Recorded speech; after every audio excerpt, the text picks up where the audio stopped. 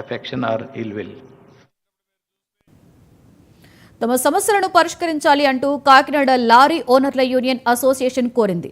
All ఇండియాలోనే తలమానికమైనటువంటి తమ association కు లోడ్ ఇవ్వమని చెప్పేటువంటి పరిస్థితి వచ్చిందని ఆవేదన వ్యక్తం చేశారు.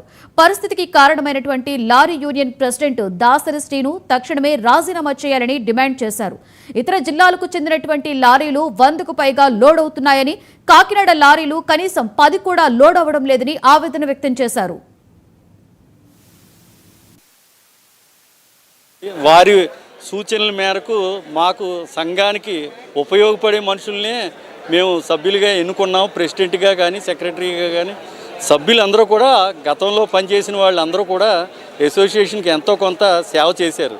కానీ ఇవాళ మా పరిస్థితి ఎంత దౌర్భాగ్యమైన పరిస్థితి వచ్చిందంటే, కాకినాడ లారీ ఓనర్స్ అసోసియేషన్ అంటే ఆల్ ఇండియాలోనే తలమానికమైన అసోసియేషను.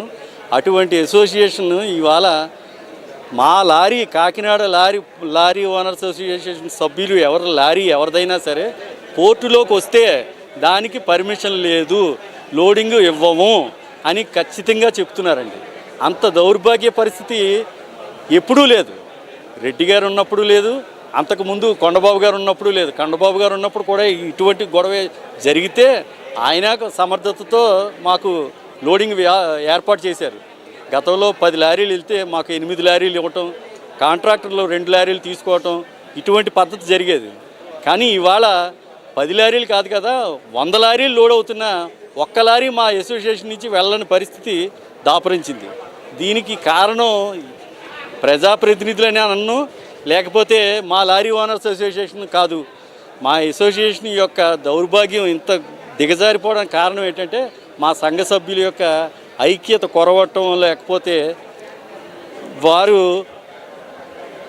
ఎవరు పోర్టు వారు కానీ కాంట్రాక్టర్లు కానీ ఎమ్మెల్యేలతోటి లేకపోతే వేరే వ్యక్తులతోటి ప్రభావితమై మా అసోసియేషన్ని అనగదొక్కాలని ప్రయత్నం చేస్తున్నారు. మీడియా వారికి నమస్కారం అండి. నా పేరు గుమ్మల సత్యబాబు. గత 30 సంవత్సరాల కాలంగా నేను ఇక్కడ లారీ యజమానిగా కొనసాగుతూ ఉన్నాను.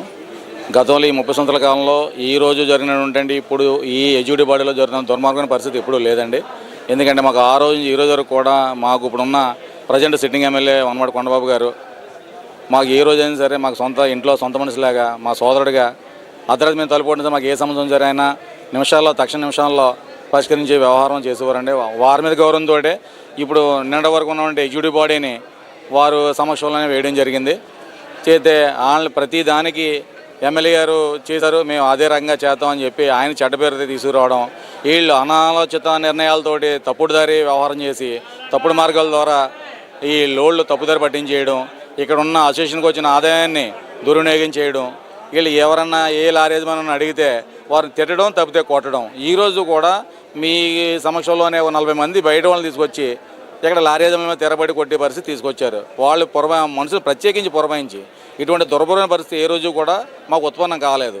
ఈరోజు ఏంటి ఈ సమస్యను అడిగితే వాళ్ళు మిగతా ఉన్న సెక్రటరీ గారు ఉండే, జాయింట్ సెక్రటరీ గారు ఉండే, వైస్ ప్రెసిడెంట్ గారు ఉండే, క్యాషియర్ అని వీళ్ళందరూ కూడా బాబు ఈ పరిపాలన మేము చేయలేం, ఎందుకంటే ప్రెసిడెంట్ గారు వ్యవహార శైలి ఏది బాగోలేదు. బంగ్లాదేశ్కు చెందిన